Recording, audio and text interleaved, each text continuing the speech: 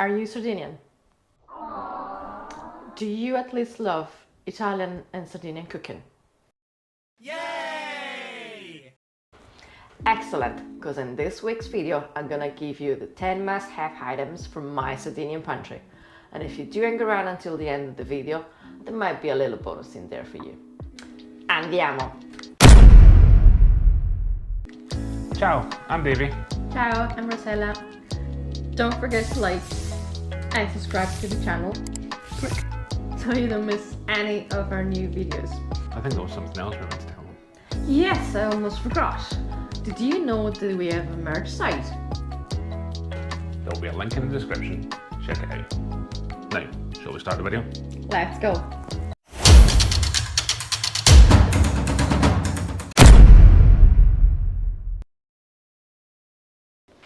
Uno. Amore. What? We've got a list to do. What's the I know. first thing on the list? I'm drinking it. Ah, coffee. Coffee. The day doesn't start until we've had a coffee. No, there's non-Italian house or a Sardinian house that I know that doesn't have coffee. So. We're drinking Lavazza. Yes. We're not sponsored by Lavazza, but Yeah. if them or anybody else wanted to. Oh yeah, we're here. Yeah, that's the coffee we drink, and that's one of the things that must never not be in our house, because otherwise I'm gonna go crazy. Okay, so we shall finish our coffee and we'll come back for item number 2. Do it. Meats. Oh yeah. Another one of the must-have items is definitely Pancetta sarda. yes. So pancetta is one of the things common across Italy and Sardinia, but whenever I have to choose, I go local. So pancetta sarda. And speaking of local, Oh yeah, now we're talking. or it's called kind of Sardinian sausage, so salsiccia sarda, but it's more like salami, really. Well, now it's open, kind of feel like I have to slice a bit. Of course, it would be rude not to.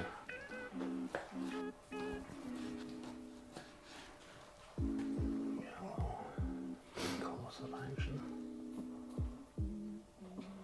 Just look at that. Now it would be rude of us not to try, and even more rude if we didn't bring in our official taste tester. Mikey, shall you like to try a piece of the salsiccia? I would, of course.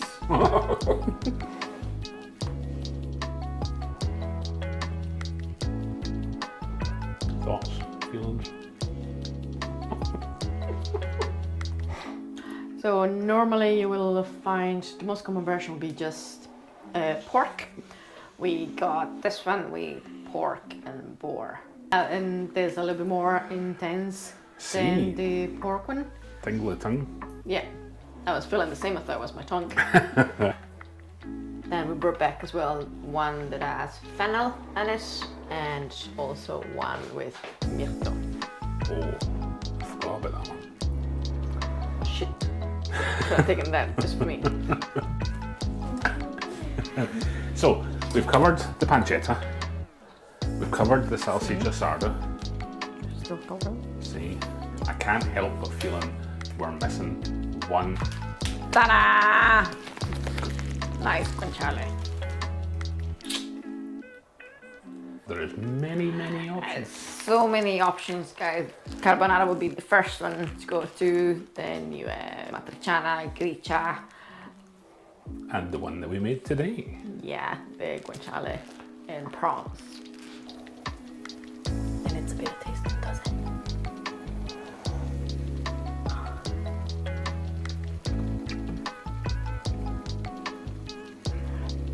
So good. The real thing. And many other options, which you will discover if you keep following this channel. Today, Bread. there's always bread. We do bake our own bread a lot. This, See. And here it's just, the last one is nice ciabatta bread, kind of a smallish size, so you can open it up and have a nice sandwich. And obviously we normally make the focaccia.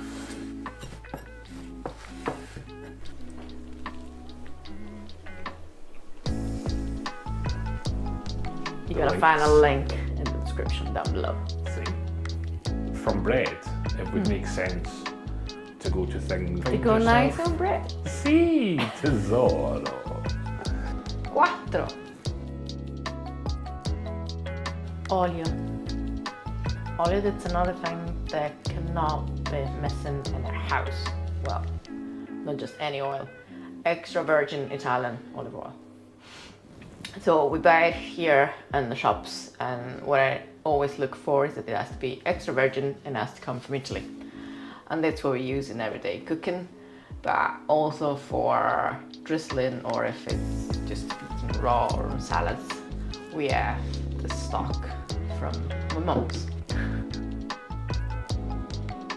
So my parents make their own olive oil. They go and pick their olives, and with some other family members, they bring them to the pressing plant. My mom told me that they picked roughly 300 kilos of olives, and they came home with 50 to 60 liters. Wow. Yeah. Wow. It looks like there's a little bit of bread in front of you there, Money. Yeah, ready for the good stuff.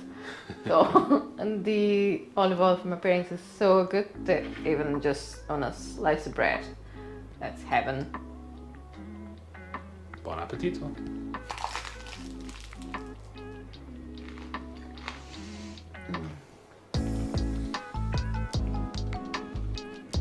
Cinque. Pasta options. Options. Options Of course. for days. Yeah, because you need to have something long and something short. Depends on the mood, on the sauce. You can't just have just one type of pasta.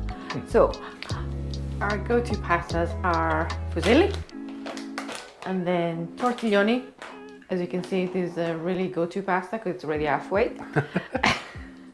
Then we have spaghetti, of course, because you cannot have a pantry without spaghetti. See, an Italian household without spaghetti is like... Yeah, that's my favorite kind of pasta, so there's always a stock in the house. And second in line, the linguine. This is also something else. See, Sardinian pasta. Exactly, I'm gonna bring them on. We have got our gnocchetti, our fregola. So we go a standard gnocchetti. Is there a more kind of commonly known name for gnocchetti? Of course, I'm a maloreddus. Ah, Everybody knows that. Did you? I don't think so. And then, of course, you know. we also have our stock of fregola. See.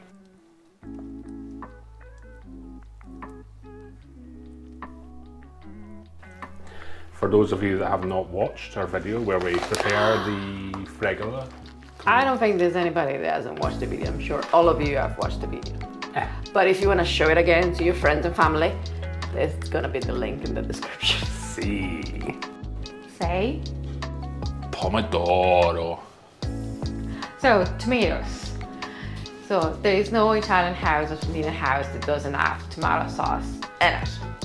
For us, tomato sauce means our own Nonna Maria tomato sauce. There you go.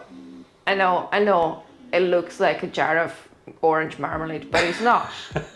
We have the tomatoes we use for our own sauce, and it's either cherry tomatoes or plum tomatoes. Datterini, if you have them.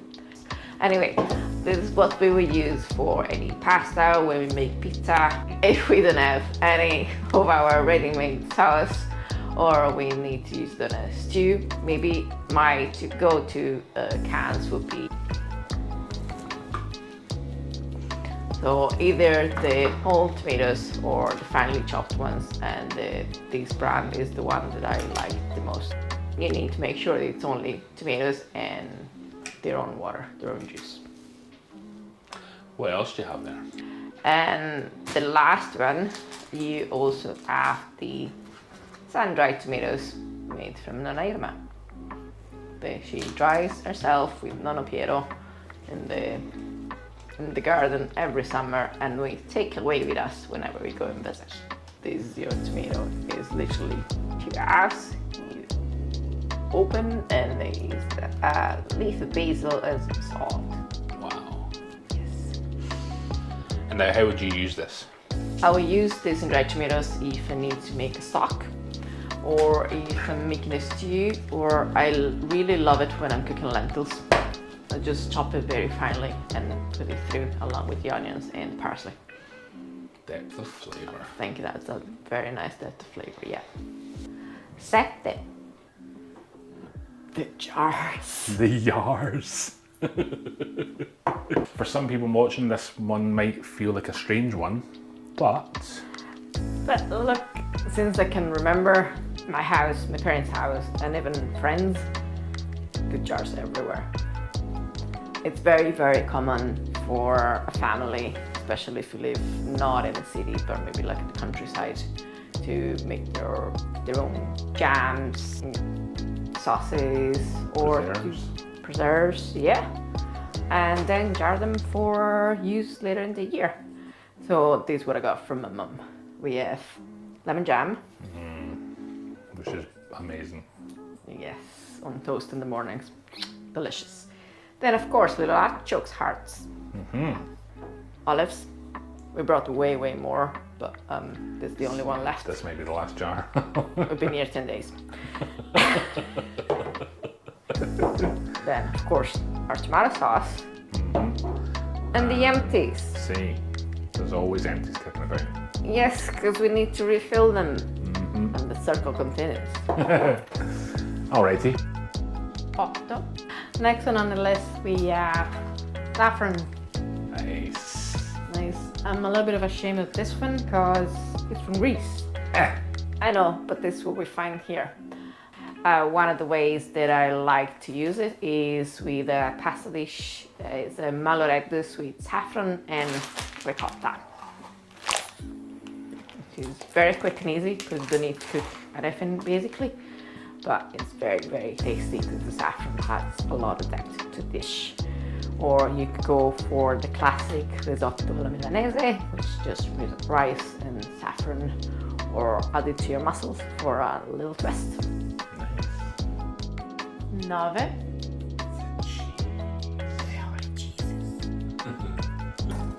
Starting out with, I guess, again, the most Most commonly common known. would be Parmigiano Reggiano or Grana Padano. We at the moment have a ginormous slice of Grana Padano. See, Which is probably gonna last us a week. I think the size of your face. And whilst Parmigiano Reggiano and Grana Padano? is commonly used in Sardinia, Yes. it's not the most commonly used. No.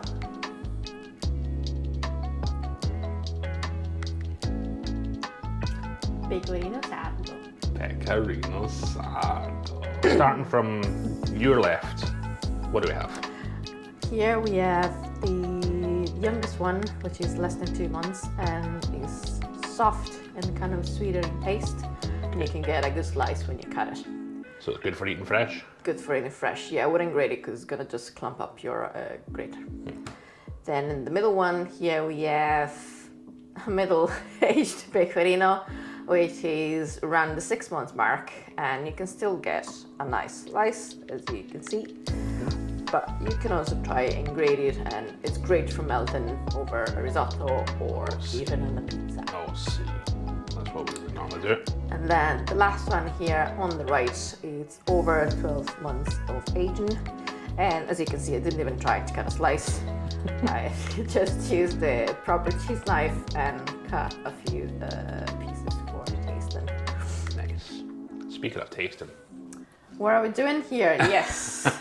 All right. Start from the young one. Oh, yeah.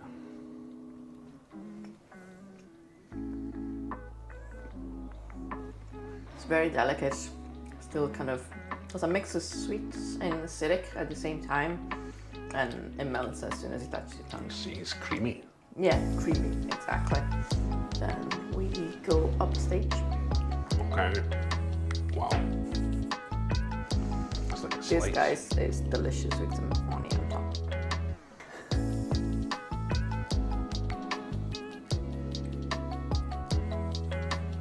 Oh, firmer. But still Firmer. creamy. Still creamy, still sweet, kind of nutty. The only thing missing at this point is a nice glass of vino. A nice bottle of Grotto Rosso.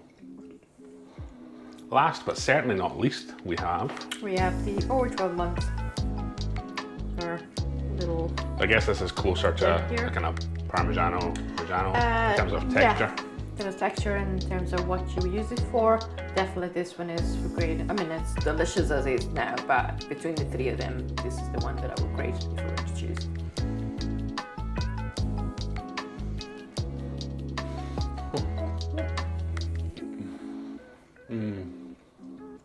Definitely getting the nuttiness in this one. Yeah. But I don't know you, but I get also the kind of a tingling in your tongue, as if you had some rocket or pepper. These are our bit, just to be sure. So yeah, no matter how long it's been aged for, it's delicious. You can use it for different things and it's never gonna mess in our fridge. Best cheese in the world. Yeah. Sardinian pecorino. 10. Bottarga. Or what some people say, Sardinian caviar. One of my favourites on the list, and the one that people outside of Sardinia may be least familiar with. So it's dried fish roe, and basically they take the eggs of the fish and they salt them and they leave them to dry until it's kind of a bit hard in the consistency, and you have them from mullet or from tuna, and we can have them both grated or fresh. Nice. And how do we use it? The grated ones is probably the most common one that you would use in the pasta alla bottarga. For those that haven't tried it, spaghetti alla bottarga is arguably my favourite pasta dish. And I didn't know what bottarga was until I met you. It's very, very nice, and yes, quite a punchy flavour. So this we would use it as a condiment for pasta or other dishes, while the fresh one you would use it mainly as a starter. You can serve it as a salad, mix it with some artichokes. We've also done it with pizza, right? Yes, you can also slice it and put it on a pizza, and we love it with just some sliced artichokes and some grated pecorino on top. And you have a little plate there. What do we have there? Here we have some slices of cherry tomato with a slice of bottarga on top.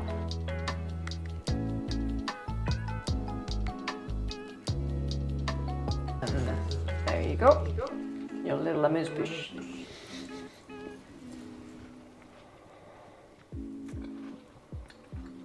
It's the perfect combination because the bottarga is a teeny tiny bit bitter and the tomato is sweet and juicy, and they just explode in your mouth with flavor.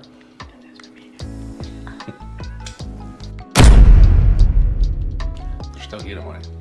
They're still here. Oh, The people watching might be thinking, that's it, we're done.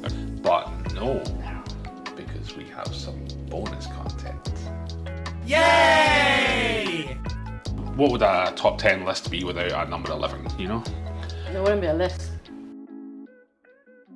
There are 2 shot glasses in front of you. Yeah, because if you stuck with us till the end, we need to celebrate. And as we do at the end of every nice meal, we have a little digestif. Mirto. Yes. For those sitting there going, what's Mirto? It's a spirit that you make from the myrtle berries. So Mirto, purely Sardinian, right? Yes, purely Sardinian. And they sell it, you can buy it in supermarkets and places, but This is by appearance, of course. So, along with the jars, that's what we brought back. And now, sorry, it's time to try.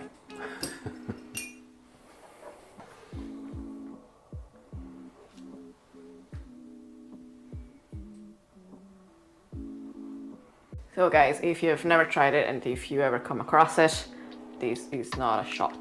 No. It's in a shot glass, but it's not a shot. It's meant to be sipped.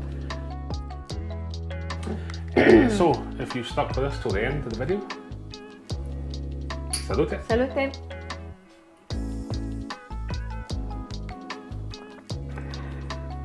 Beautiful. Now let us know in the comments what you think of this video, if there's anything we missed that we should have put on the list.